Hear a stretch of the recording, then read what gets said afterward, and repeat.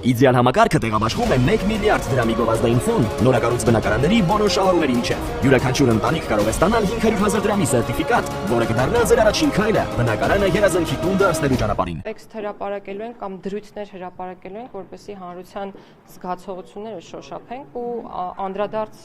ունենանք, այսինքն կարծիքներ հավաքենք, փոփոխենք եւ դրանք նույնպես քննարկվելու են խորհրդի հետ համատեղ։ Այսինքն սա դինամիկ գործընթաց է, որը նաև տևող է եւ հրապարակումից հետո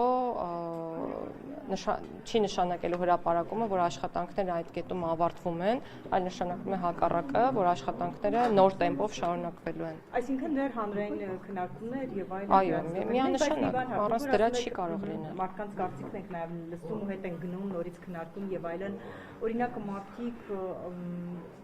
դիմադիրները եւ ոչ միայն կոնկրետ շատ խիստ քննադատում են այդ անկախության հռչակագրի չլինելու հարցը, որ Նիկոլ Փաշինյանն արդեն հայտարարել է, որ իրենք դեմ են դրան։ Դուք օրինակ խորհուրդ պատրաստվում այդ հարցը քննարկել։ Մենք բոլոր հարցերը քննարկել ենք, օրինակ բոլոր հարցերը քննարկվելու են խորհրդում, խորհրդում են հավաքված մարդիկ, որոնք ունեն շատ տարբեր կարծիքներ եւ մենք պարտավոր ենք լսել յուրաքանչյուրի կարծիքը, բայց վերջում ինչպես կորոշվի ամփոփել նախագիծը, դա կմնա եւ նորմալ է, որ մնա կառավարության հայեցողությանը եւ դրանից հետո կրկին որոշողը լինելու է Հայաստանի Հանրապետության քաղաքացի։ Եվ հարցելու վերջ, էսելու ավարտում եմ ես այս թեման, ընկերներ կներեք։ Հա, Տիկին Գալյան, իսկ երբ այսպես է, չի կարծես թե առաջին օղակը որտեղ պիտի հաստատվեր քվեարկեին, Սահմանադրական բարեփոխումների խորհուրդն էր, որը որոշմամբ ստեղծվել էր, լուրջ կառույց է, այսպես։ Ու Նիկոլ Փաշինյանը մինչև խորհրդի հաստատելը արդեն հայտարարում է, որ իրանք կողմ են, իրենց թիմը որ մեծամասնություն է, իշխանություն է, որ չլինի անկախության հռչակագրին հղում նոր նախագծում։ Սա օրինակ ճիշտ է, երբ իր որոշումը մինչև խորհրդի քվեարկությունը հայտարարում արդյոք չի նշանակում, որ այդպեսով ազդեց խորհրդի կարծիքի վրա։ Չազդվեն, հիմա ասենք ինչ տա։ Ես ուզում եմ հասկանամ, էլի, տեսեք, դուք այնպես եք ներկայացնում կամ ամեն դեպքում իմ ականջին է այդպես հնչում, որ երբ որ մենք տեքստը հրապարակեցինք կամ հիմա եթե արվում են հայտարարություններ, վերջ։ Արվում են քաղաքական հայտարարություններ, վարչապետը քաղաքական պաշտոն զբաղեցնող անձ է, իրավունք ունի հայտարարել այն, ինչ ճիշտ է գտնում։ Խորհրդի անդամներն են, իրավունք ունեն հայտնել իրենց կարծիքը հրապարակայնորեն այդ թվում, եւ ես նախորդ անգամ նշեցի, որ խորհրդի նիստերը բաց են, կարող եք գալ եւ լուսաբանել, եւ ցանկալի է գալ եւ լուսաբանեք իրականում, բայց հաճախ չեք գալիս։ Հա, իդեպ, ինչի չեք գալիս։ Ամեն ուրբաթ լինում է, ամեն ուրբաթ լինում։ Չեմ կարող ասել երբ է լինելու, բայց ինձ թվում է Սահմանադրության ամբողջ տեքստը եւ ձեզ պետք է հետաքրքիր լինի եւ հանրությանը եւ ձեր միջոցով մենք հանրության նաեւ պետք է տեղեկացնենք, թե ինչ է արվում։ Սրա մասին է խոսքը։ Դա դե նայես դուք ինչն եք համարում հեղափոխական փոփոխություն։ Եթե օրինակ կառավարման կարգի փոփոխությունն է ընկալվում որպես հեղափոխական, այո, կառավարման կարգի փոփոխություն չի նախատեսվում, որովհետեւ պարլամենտարիզմը ժողովրդավարության լավագույն դրսևորումն է մեր ընկալման։ Տիկին Գալյան, ես երեկվա միջադեպին եմ ուզում անդրադառնալ, բարոյական կողմը մի կողմ թողնենք, բայց այնտեղ երեխա կար նստած եւ Նիկոլ Փաշինյանը գոռում էր այդ երեխայի ներկայությամբ։ Այստեղ երեխայի իրավունքների խախտում։ Ես չեմ ուզում որակումներ տալ եւ դրա իրավունքն էլ չունեմ, բայց եթե չեմ սխալվում, հաջորդի վարչապետը հրապարակում է արել այդ միջադեպի հետ կապված եւ կարող եք օրինակ մեջ բերել վարչապետի հրապարակումը ինչի մասն է խոսքը ներողություն խնդրելու մասին։ Հիմա դա հարց է, թե պնդում է, թե ինչ է։ Ես հայտնվեիք, ինչ կանեիք, այդ ներողությունը կընդունեիք որպես մեր մայր։ Ես կմտածեի ինչ անել եւ նույնն էլ խորհուրդ եմ տալիս այդ կնոջը։ Ես չեմ կարող որևէ որակում տալ այն երևույթի մասին, որը տեղի է ունեցել եւ գնահատականը միջադեպին տվել է հենց վարչապետը, ավել որևէ բան չեմ կարող։ Տիկին նախարարը ստվերում են իրավիճակը, որ տեղի է ունեցել, Տիկին Գալյան, տեսեք, բռնության ակնհայտ իրավիճակ էր, երբ որ երեխան բախորած կպել էր մորը եւ այդ շատ լավ պաշտպանության մեխանիզմներ նախատեսված են։ Տիկին նախարար, իրոք չի երկու անգամ ուրախ ավտոբուսի մեջ չեք, ինչ է կատարվում։ Ինչ է ներողություն, իրավիճակը ներկայացնում, ասում եք շատ լավ։ Ես իրավիճակի մասին չէի ասում շատ լավ, ես խոսքը ավարտելուն էի ասում շատ լավ, այո, գուցե ճիշտ է կամ այսինքն շատ լավը տարբեր ձևերով կարող է մեկնաբանել եւ այլևս խնդրում եմ չմիջամտել այն դեպքում, երբ ես խոսում եմ։ Սա չէ բազմիցս եւ պետք է հարցեր։ Ուրախ ավտոբուսի վերջի շրջանի շրջակայությունից դուրս եք մնում, ինչն է պատճառը։ Չէ, դուրս չեմ մնում եւ եղել եմ, ուշադիր չեք եղել։ Տիկին նախարար քիչ առաջ հարցադրում արեցի նաև արտգործնախարար պարոն Արադ Միրզոյանին, ձեզ նույնպես ուզում եմ ուղղել։ Ռոբերտ Քոչարյանը հաճախ է նշում, որ հետամուտ է լինելու արցախահայերի վերադարձի իրավունքի իրացմանը, որպես մասնագետ խնդրում եմ ասեք, ինչ է ենթադրում միջազգային իրավունքում վերադարձի իրավունքը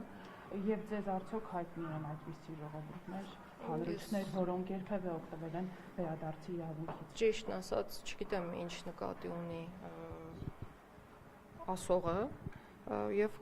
կարծում եմ, որ լավագույն տարբերակը իրեն հարցնելն է, թե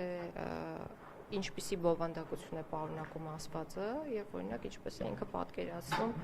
դրա իրացվելը։ Այսինքն, եթե կան իրավական մեխանիզմներ, գուցե դրանք կան, ես չեմ ժխտում, բայց կարծում եմ, որ արժե դրանց մասին հրապարակային խոսել։ Այսինքն, հիպոթետիկ ցանկությունների բարձրաձայնումը կարող են բոլորը անել, բայց կոնկրետ ճանապարհային քարտեզի տեսքով ասվածը ներկայացնելը Տիկին նախարար, միջազգային իրավունքում կա այդպես իրավունք, դա է ուզում ճշգրտել, վերադարձի իրավունք։ Չեմ կարող ասել։ Վերջինահասարսուր դեպքը 1 տարեկան երեխային, որ խորթմայրը ծեծել էր, հիմա կալանավորված է, հնարավոր է նմանատիպ դեպքերը գոնե կանխելու կամ չգիտեմ, թիվը նվազեցնելու համար քրեական օրենսգրքում փոփոխություններ իրականացնեն պատժի փոփոխության հետ կապված, որը կարող է չէ որոշակի առումով նաև այս իրավիճակները մեղմացնի։ Ախր առանձին դաշնությամբ սպանության համար նախատեսված է ընդհանուր մինչև ցմահ ազատազրկում։ Այսինքն դրանից ավել ինչ նախատեսվի քաղաքականություն մշակող մարմնի կողմից։ Մապատիչ նախատեսվի, չէ, ես ձեզ նորություն պետք է ասեմ, որ Հայաստանը եւ Եվրոպական միությունը եւ Եվրոպայի խորհուրդը մապատիչ ձեռքգոտի են եւ մարդու իրավունքների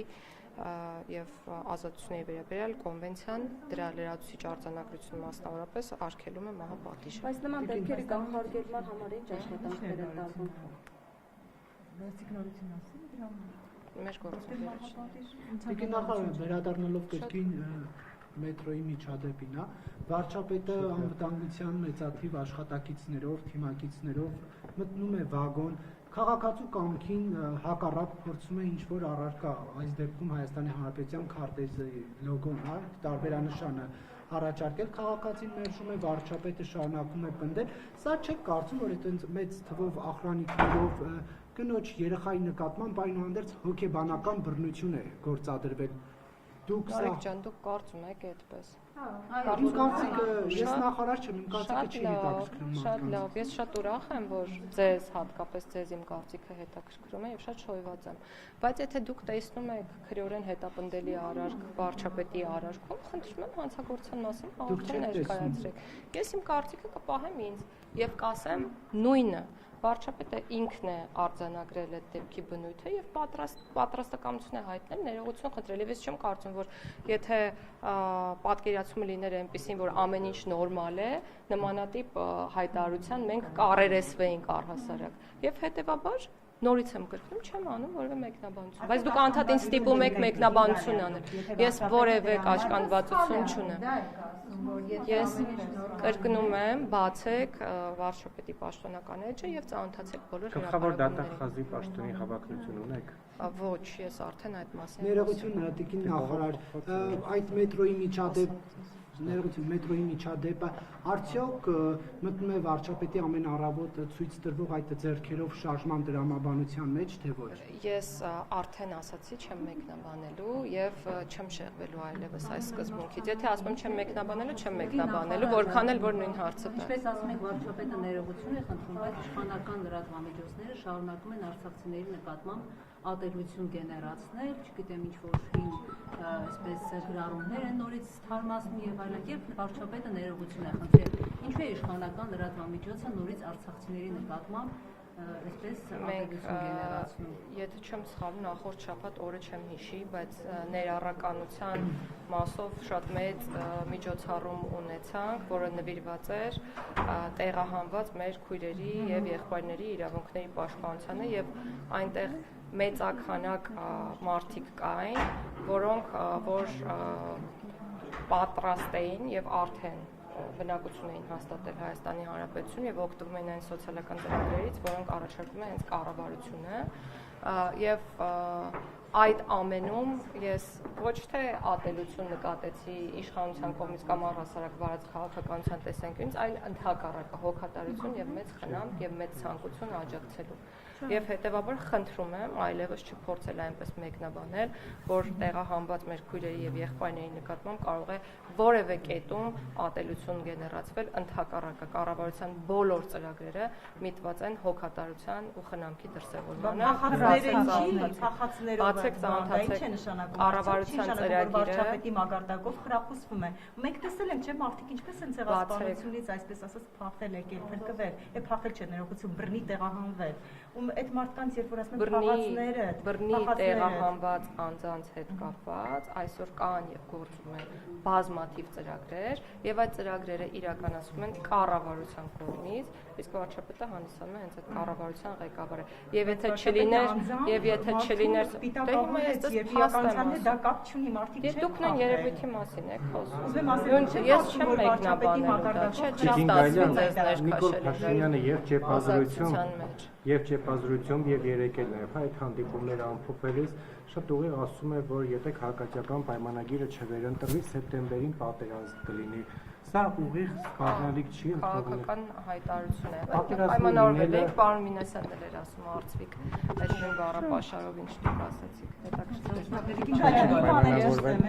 Հաստատ չենք պայմանավորվել։ Տեսեք, քաղաքական հայտարարություն է ընդհանրապես եւ վերջի, որը կրկին չմեկնաբանել։ Դրա ինչն է քաղաքական հայտարարություն։ Նախ դրանից առաջ Թողեք հարցին պատասխանեք։ Խոսքը խաղաղության, հաստատված խաղաղության եւ այն փայփայելու մասին է, իսկ այն հայտարարությունները, որոնք հնչում են ընդդիմադիր դաշտի կողմից, մեր ընկալմամբ չունեն այլ որակում, քան խաղաղությունը վտանգող հանդիսանալը։ Հետևաբար քաղաքական դեմքերը ազատ են անել քաղաքական հայտարարություններ եւ այդքան։ Հիմա դա հիբրիդային պատերազմ չէ, որ մարդկանց վախեցնում է, որ ԿՊ-ին ընտրեն։ Չէ, կոնկրետ պատճառաբանությունը բերվում է հարգելի գործընկերներ, թույլ տվեք միջամտել ձեր խոսքին եւ ասել, որ վարչապետը հայտարարում է այդ համատեքստում, որ մի շարք քաղաքական ուժեր պատրաստվում են ռևիզիայի ենթարկել խաղաղության օրակարգը, Վարչապետի խոսնակի դեր ստանձնես մենք։ Վարչապետի խոսնակի դեր ստանձնող, պարզապես հարցադրումը անում ենք, ես էլ լրացնում եմ ձեր հարցադրումը։ Իրական շնորհակալ եմ եւ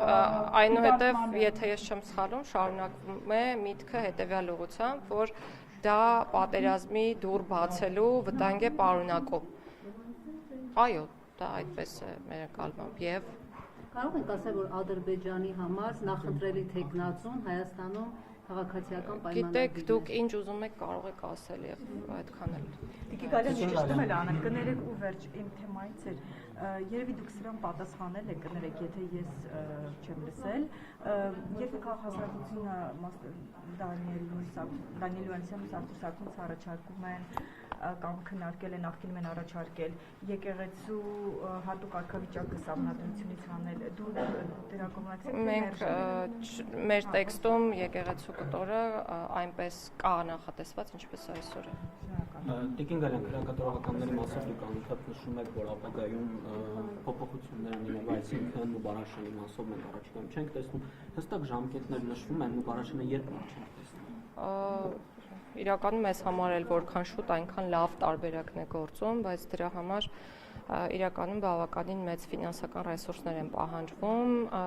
եւ այս պահին բանակցում ենք մասնավոր ընկերության հետ, հասկանալով թե ինչպիսին է լինելու գնառաչարկը, որպեսզի կողմնորոշվենք, թե որ տարբերակին ենք ավելի հակված, բայց վստահաբար այդ ուղղությամբ աշխատում ենք եւ առաջիկայում որոշումը արդեն թղթին հանձնված կունենանք եւ կգնանք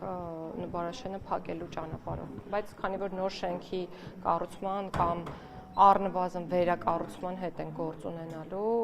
առաջիկա 2 տարիները պետք է նկատի ունենալ։ Իսկ մյուս քրեակատարողականները պատրաստ են լինելու արդյոք Նուբարաշենի մարդկանց տեղափոխելու, այսինքն ոնց է մարդկանց նոր քրեակատարողական հիմնարկը ծավալային առումով պետք է պարունակի այն քանակակազմը, որը բավարար է, որպեսզի Նուբարաշենը այլևս գոյություն չունենա։ Այսինքն Նուբարաշենի քանակությամբ, Նուբարաշենը որքան անսպասարկում է, այդքան կամ ավել քանակությամբ, ըստ էության 700 մարդու մասին է խոսքը, բայց մենք փորձելու ենք ծածկել 1000-ի խնդիր, իհարկե նաև զուգահեռաբար մենք ուզում ենք, որ ավելի շատ քրեակատարողական հիմնարկներ լինեն, որոնք ունենան բաց ու կիսաբաց ռեժիմներ։ Այսինքն այն կգործի մինչև նոր շինության կառուցումը։ Այո, դեռ կշարունակի գործել, բայց կփորձենք ապավել նվաստան հարաբերությունները։ Իսկ համաներման իրականացում դիտարկվում է թե ոչ։ Ոչ, որովհետև այն կարծիքն ունենք, որ պետք է պատժից ավելի վաղ ազատվեն այն անձինք, որոնք ավելի պատրաստ են վերադառնալ հասարակություն եւ չպետք է դա անել անհասցե։ Անհասցե է ավելի շատ համաներումը, այսինքն իհարկե հանցագործությունների շրջանակ որոշվում է, բայց անհատականացված չէ, կոնկրետ անձանց չենք գնահատում այդ դեպքում, իսկ պայմանական վաղակետ ազատման ինստիտուտի պարագայում անհատականացված մոտեցում է ցուցաբերվում եւ ես այսօր զեկույցում նշեցի, որ 2025-ին ազատվել է 170 անձ պատժից պայմանական վաղակետ, նախորդ տարվա 134-ի կամ 35-ի փոխարեն, այսինքն մենք տեսնում ենք քանակական աճ եւ նաեւ ունենք հանձնառություն ակտիվացնել այս ինստիտուտը եւ լավարկել, որպեսզի առաջիկայում ավելի մեծ քանակությամբ անձինք ազատվեն կամ կարողանան հավակնել ազատվել պատժից։ Քաղաքացիական պայմանագիրը 6 տարի առաջ ամբողջական քարտեզով էր քարոզարշավը իրականացնում, հիմա կիսատ քարտեզով է քարոզարշավը իրականացնում։ Քաղաքացին որ հարցնի ինչու է կիսատ, դուք եկաք լսեցիք ո՞րն է ձեր պատասխանը եւ ինչ վստահություն կա, որ այս անգամ ընտրվելուց նորից չեք կիսի քարտեզը։ Հայաստանի Հանրապետության քարտեզը Հայաստանի Հանրապետության քարտեզն է իր հստակ տարածքով, որի վերաբերյալ կարծում դուք շատ լավ գիտեք եւ պետք չէ մանիպուլյացիան հարցեր տալ այս կարգը։ 6 տարի առաջ էր նույնն։ Դուք էստեղ եք եղել 6 տարի առաջ եւ հիմա կարող է նկատել եք ինչ-որ բան, որ տեղի ունեցավ մեր կյանքում, որ չէինք ուզում տեղի ունենալ։ Նկատել եք, ասենք Փաշինյանը ասում է, որ իշխանության պատերազմ չի լինելու, ես եթե չգամ կլինի։ Իսկ նկատել եք, որ խաղաղության համաձայնագրի նախաստորագրումը տեղի ունեցել եւ ասում ենք, որ խաղաղությունը հաստատված է եւ մենք պետք է փայփայենք ու այնպես անենք, որ խաղաղ միջավայրում գնանք դեպի կայուն ու զարգացող ապագա։ Ինձ թվում է ինչ-որ մի հատված բաց եք թողել դուք։ Ուշադիր եղեք։ Դիրակի, եթե չեմ սխալվում, տեղեկություն տարածեց, որ Վարդաշյան քրեակատարողականից կարծես կալանավոր էր փախուստի դիմել, դուք ինչ տեղեկություն ունեք այդ մասով։ Մենք մեր գործընկեր կառույցների հետ աշխատում ենք հայտնաբերման ուղղությամբ, այդքանը կարող եմ ասել։ Նախորդ ճեպազրույցներում դուք էլի անդադ խոսել եք, որ ինքնավնասման դեպքերը կանխելու համար կալանավայրերում, այսպես ասած, աշխատանքներ տարվում են, բայց վերջին շրջանում էլի տենց մի դեպքեր եղել եւ կանխվել էր կարծես խցակիցների կողմից։ Խցակիցների բարձրաձայնումով աշխատակիցների կողմից մենք, եթե չեմ սխալվում, տարեսկզբից 5 կամ 6 ինքնասպանության փորձի դեպքեր ենք ունեցել։ 5 կամ եւ ունեցել ենք 1 ինքնասպանության դեպք։ Այս խոսում եմ բանի մասին, որ ինքնասպանությունները կանխվում են, բայց գուցեև այո գործիքակազմը բավարար չէ, որ իսպառ կանխվեն կամ վերանան ինքնասպանությունները եւ ինչեր ինքնասպանությունները տարբեր փորձերը օրինակ ունենք մեկ պետական դավաճանության մեջ մեղադրվող անձ, որը ինքնասպանության փորձեր արել, մեկը հոգեկան առողջության խնդիրներ, մեկը չէ, երկուսը հոգեկան առողջության խնդիրներ ունեցող անձինք էին եւ ինքնավնասումների հետ կապված ուզում եմ նշել, որ թիվը էապես նվազել է, մենք վիճակագրություն կարող ենք ներկայացնել կամ հաջորդ ճեպազերություն ես ձեռքիս տակ խոստանում եմ կունենամ թվական տվյալները, բայց դուք հստակ կտեսնեք, որ օրինակ եթե տեսնում եք 100 ինքնավնասման դեպք, այդ 100 ինքնավնասման դեպքերը օրինակ կատարվում են 10 անձի կողմից եւ ոչ թե 100 անձի կողմից, այսինքն հստակ կան անձանց խմբեր, որոնք հակված են ինքնավնասումներ կատարելու կամ դիմելու ինքնասպանության։ Աշխարհում էլ է այդպես եւ միայն քրեակատարական հիմնարկներում չէ։ Տիկին նախարար գուցե հարցերը նախորդի հնչել է, ես չեմ ֆիքսել, բայց այնուհանդերձ սահմանադրությունը ունի նաեւ փոփոխելի հոդվածներ, եթե չեմ սխալվում։ Խնդրում եմ ասել, սահմանադրության նոր նախագծում արդյոք փոփոխելի հոդվածներին անդրադարձ եղել է, մասնավորապես այն հոդվածին, որը սահմանում է կառավարության անդամի ներկայացվող պահանջները։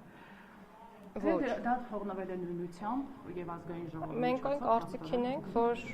այն ցենզերը, որոնք այսօր սահմանված են, մասնավորապես միայն Հայաստանի Հանրապետության քաղաքացի հանդիսանալը,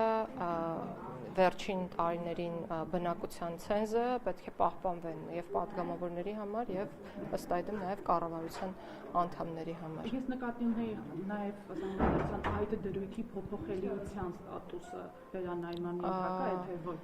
Այս բան չենք քննարկել, բայց գիտեք, մենք մի հանգամանք ենք քննարկել, արդյոք պետք է ճկունությունը պահպանենք սահմանադրության փոփոխության